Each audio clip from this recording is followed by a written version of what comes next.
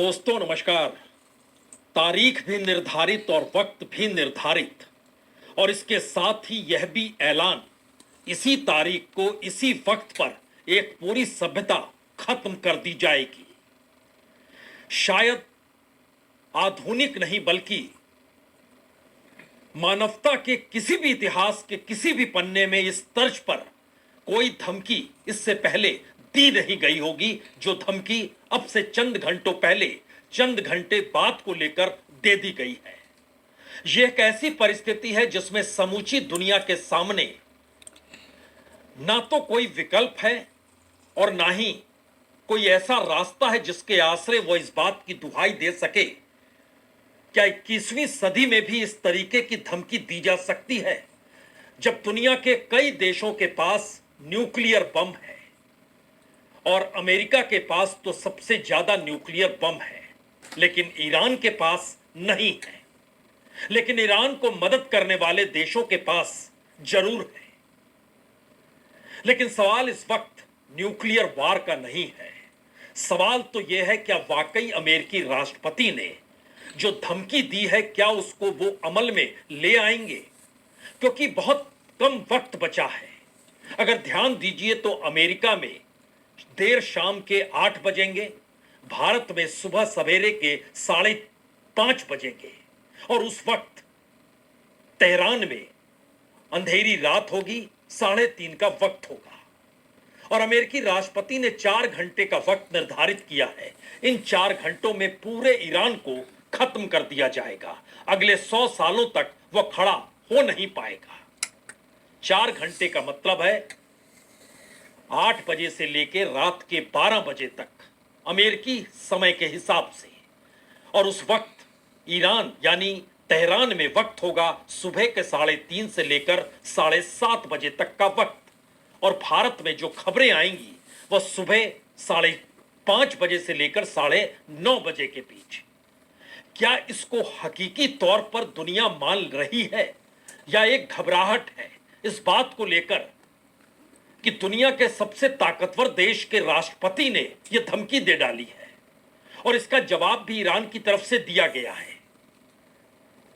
लेकिन इससे पहले ही खार्ग आइलैंड पर अमेरिकी मिलिट्री ने, वायुसेना ने धावा बोल दिया है। और जो खबरें आ रही है वो अलग अलग माध्यमों से इसकी पुख्ता जानकारी है कि खार्ग आइलैंड पर किसी भी हालत में अमेरिका कब्जा करना चाहता है। और कब्जे का मतलब यह है कि किसी भी हालत में होर्मुज रूट वो अपने अधीन चाहता है। होर्मुज रूट से ही ईरान का 90% तेल उसकी आवाजाही होती है। सब कुछ अपने कब्जे में अमेरिका लेना चाहता है। और इतना ही नहीं, इजराइल ने कहा हम रेल लाइनों को, रेल पटरियों को रेल पर निशाना बनाएंगे। उसने बनाना शुरू कर दिया। 10 जगहों पर निशाने बनाए गए। इसके साथ ही अलग अलग जगहों पर जो इंफ्रास्ट्रक्चर है उसको भी निशाने पर लिया गया।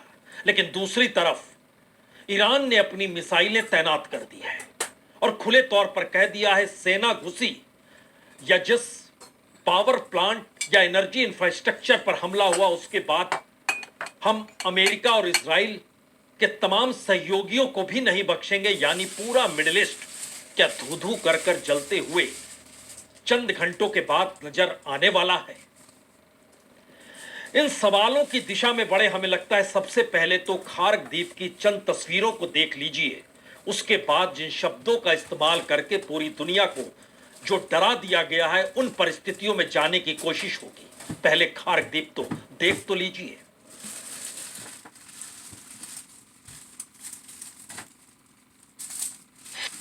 Listen, paying $14.99 a month for a streaming app.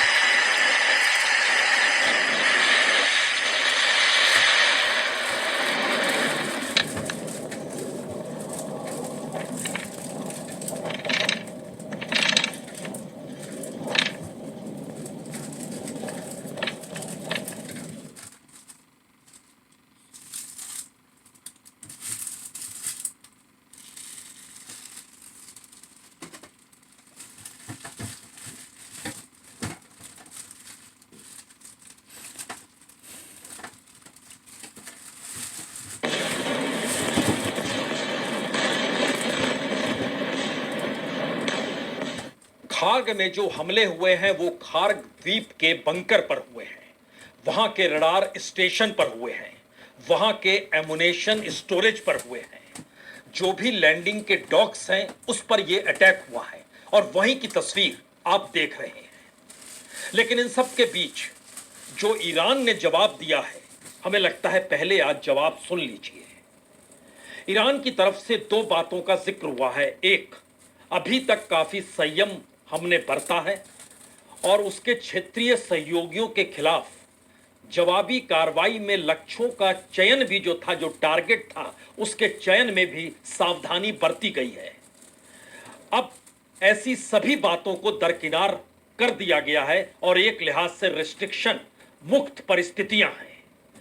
कहीं पर भी यह हमला हो सकता है और अमेरिकी सेना अगर सीमा पार करके ईरान में घुसती है तो उसका जवाब ईरान की सीमा से बाहर उन क्षेत्रों पर दे दिया जाएगा जिसको लेकर ईरान या इजराइल अभी तक ये कहते रहे हैं कि दरअसल आप वहां पर हमला क्यों करते हैं। तो बख्शा किसी को नहीं जाएगा। लेकिन इस बात और संवाद के बीच हमें लगता है अमेरिकी राष्ट्रपति ने क्या कहा और ईरान की तरफ से जो मैसेज आया, इन दोनों को एक साथ जरा सुनने की कोशिश कीजिएगा। अमेरिकी राष्ट्रपति ने लिखा, आज रात एक पूरी सभ्यता खत्म हो जाएगी जिसे फिर कभी वापस लाया नहीं जा सकेगा। मैं नहीं चाहता कि ऐसा हो, लेकिन शायद ऐसा ही होगा। हालांकि अब वहां सत्ता पूरी तरह बदल चुकी है। वहां अलग, ज्यादातर समझदार और कम कट्टर सोच वाले लोग मौजूद हैं। कौन जानता है कि शायद बहुत कुछ शानदार और क्रांतिकारी हो सकता है। लेकिन आज रात हम दुनिया के लंबे और जटिल इतिहास के सबसे अहम पल के गवाह बनेंगे। 47 सालों की ज्यादती, भ्रष्टाचार और मौत का सिलसिला आखिरकार खत्म हो जाएगा। ईश्वर ईरान के लोगों की रक्षा करे। ये शब्द अमेरिकी राष्ट्रपति ट्रंप के हैं, जिन्होंने उन्हें सोशल मीडिया पर लिखा है। देख भी सकते हैं आप।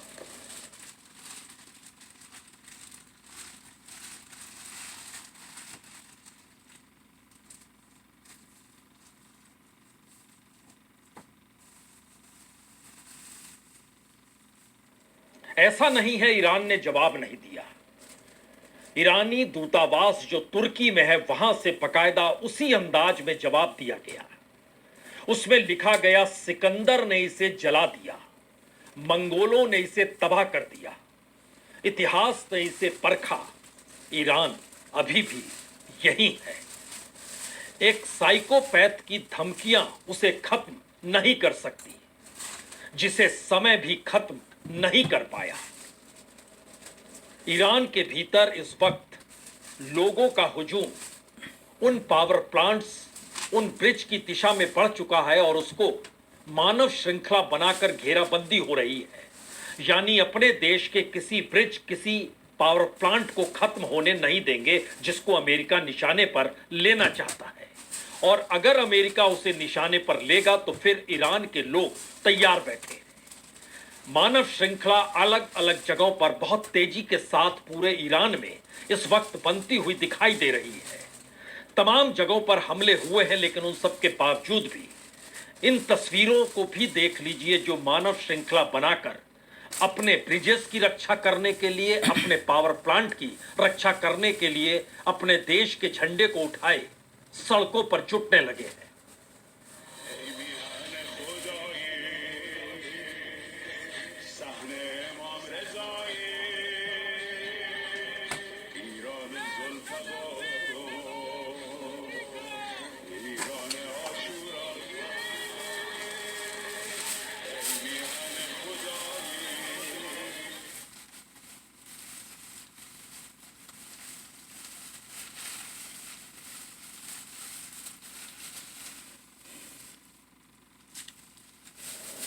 ईरान के भीतर कई स्तर पर हलचलें तेज हो चली है। बड़ी तादाद में ईरान का युवा इस वक्त सेना के साथ खड़ा है। बड़ी तादाद में लोग मानव श्रृंखला बनाकर खड़े हैं। जो रेलवे स्टेशन, जो तबरीज है, जो महीने है और जानहान और कसान है, जो खास तौर से अलग अलग 10 जगहों पर जो हमले किए गए उसमें तमाम जगहों पर मौजूदगी इस वक्त लोगों की है और वही मदद करने के लिए सामने आ रहे हैं।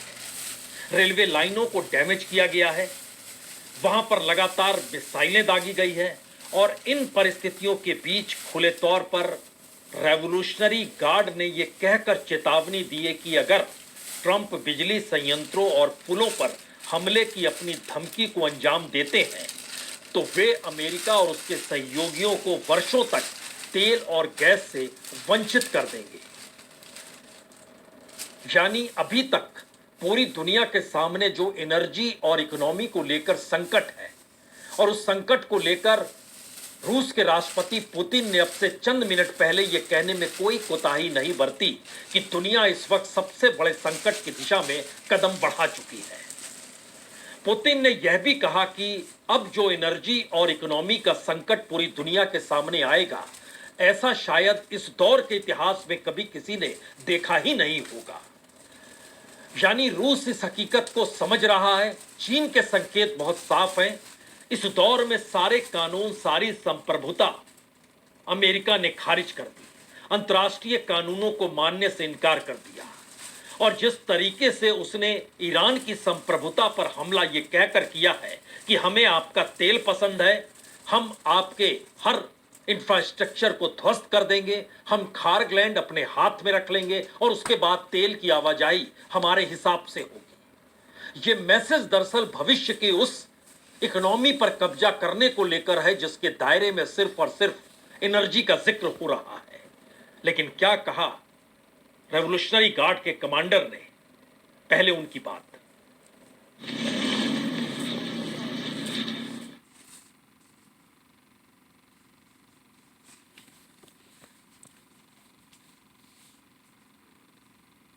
صورت عملی شدن تهدیدات آمریکا در خصوص نیروگاه‌های ایران بلافاصله اقدامات تنبیهی انجام خواهد شد. همه نیروگاه‌های برق، زیرساخت‌های انرژی و فناوری اطلاعات رژیم صهیونیستی و شرکت‌های مشابه در منطقه که سهامدار آمریکایی دارند به طور کامل تخریب خواهند. जाहिर है किसी को नहीं लग रहा है कि अब कोई ऐसी स्थिति बनेगी जिसमें कोई बीच का रास्ता निकल आए, क्योंकि ईरान ने खुले तौर पर यह ऐलान कर दिया है कि अब जो भी संवाद था उसके दरवाजे बंद कर दिए गए हैं, क्योंकि अमेरिकी राष्ट्रपति ने सभ्यता को ही खत्म करने की धमकी दे डाली है। और दूसरी तरफ जेडी वेंस जो आज हंगरी पहुंचे थे, वहां चुनाव है, वहां पर उन्होंने जाकर कहा, ठीक कह रहे हैं अमेरिकी राष्ट्रपति ट्रंप, आपको अमेरिका के वक्त के हिसाब से रात के 8 बजे का इंतजार करना ही होगा और उस वक्त अमेरिकी राष्ट्रपति जो निर्णय लेंगे वो शायद मानव सभ्यता के लिए एक बड़ा निर्णय हो। ये मैसेज क्या है? क्या वाकई 2, 3, 4 बार जो सीज़फायर की दिशा में अमेरिकी राष्ट्रपति बढ़ रहे थे अब उसकी मियाद पूरी हो गई, या फिर दुनिया के सामने इस युद्ध को लेकर वो जिस तरीके से फंस चुके हैं उससे बाहर निकलने का रास्ता अब कोई बचता नहीं है? क्योंकि नाटो कंट्रीज में भी तैनात 1 लाख से ज्यादा अमेरिकी सैनिकों को वापस बुला लिया गया है। दूसरी तरफ फ्रांस, लगभग 129 टन सोना उनका अमेरिका में था, वहां सोना बेचकर उन्होंने यूरोप से उतना ही सोना खरीद लिया। और इन सब के बीच होमर्ज रूट से गुजरती हुई हर टैंकर और हर टैक्स की वसूली अब डॉलर में नहीं हो रही है, यानी वह युआन में शिफ्ट हो चुकी है। यानी इस स्थिति में अगर अमेरिका बाहर निकलता है तो उसकी अपनी इकोनॉमी, उसकी अपनी करेंसी, उसकी अपनी साख सब कुछ खत्म हो जाएगी। तो क्या वह दुनिया खत्म करने की दिशा में बढ़ चुके हैं और निशाने पर ईरान को ले चुके हैं? और दूसरी तरफ ईरान का अपना संकट अपने अस्तित्व को लेकर है और शायद इसीलिए पहली बार हर कोई जानता है कि अगर मिसाइलें दगी और वो पावर प्लांट या ब्रिजेस पे गिरी जो इससे पहले गिर चुकी है, तो वहां पर मानव श्रृंखला बनाकर लोगों की मौजूदगी दुनिया को किस बात का एहसास कराना चाहती है, जो पूरी तरीके से मानवतावाद के खिलाफ यह युद्ध जा चुका है, अंतर्राष्ट्रीय कानूनों के खिलाफ यह युद्ध जा चुका है। वार क्राइम होता क्या है हर कोई भूल चुका है। सेकेंड वर्ल्ड वार के बाद बने यूनाइटेड नेशन की कोई महत्ता इस वक्त है ही नहीं। दुनिया की कोई दूसरी ताकत इस युद्ध के बीच में कूदना नहीं चाहती है। कोई भी अमेरिका को समझाने की दिशा में नहीं बढ़ पा रहा है। इसके उलट पूरे नाटो कंट्रीज एक हो गई है, यूरोपियन कंट्रीज एक हो गई है और भविष्य की अपनी इकोनॉमी को संवारने के लिए अपने तरीके से पॉलिसी बनाने की दिशा में वो बढ़ चुकी है। क्या यही वो परिस्थिति है जिसमें अब अमेरिकी राष्ट्रपति को ये लग चुका है? अमेरिका ग्रेट तो रहेगा नहीं, जो दाग होंगे उसके बाद उसे कोई मिटा भी नहीं पाएगा। और जिस तरीके से अमेरिका इस युद्ध में आगे बढ़ चुका है उसके बाद उसे जीत भी मिल नहीं पाएगी। यूं ही चंद घंटों में कोई देश खत्म होता नहीं है। और शायद इसीलिए अब 3 सवाल पूरी दुनिया के सामने अगले चंद घंटों के बीच गूंज रहे हैं। पहला सवाल, क्या अमेरिका पूरी ताकत लगाकर आज की रात, जो अमेरिकी रात होगी 8 बजे शाम से लेकर रात के 12 बजे के बीच में, सब कुछ झोंक देगा ईरान के खिलाफ और इजराइल उसके साथ खड़ा हुआ है, वो खड़ा हुआ रहेगा और ईरान पूरी तरीके से मिट्टी में मिल जाएगा? क्या यह सोच आ चुकी है? दूसरा सवाल, क्या इसके काउंटर में ईरान ने जो तैयारी कर रखी और मिसाइलों की दिशा जो इजराइल से लेकर तमाम मिडिल ईस्ट के देशों पर जहां जहां अमेरिकी अड्डे हैं, अगर उस पर निशाना बनाया हुआ है और खुलकर वो कह रहा है कि अब आने वाले वक्त में आप भी भूल जाइए कि आप जहां से तेल लेते थे, पेट्रो डॉलर की करेंसी चला करती थी, वो सब कुछ अब भूल जाइए, तो क्या काउंटर अटैक भी उतना ही भयावह होगा? और तीसरी परिस्थिति है, क्या इन परिस्थितियों के बीच में रूस, चीन और कोरिया खामोश रहेंगे?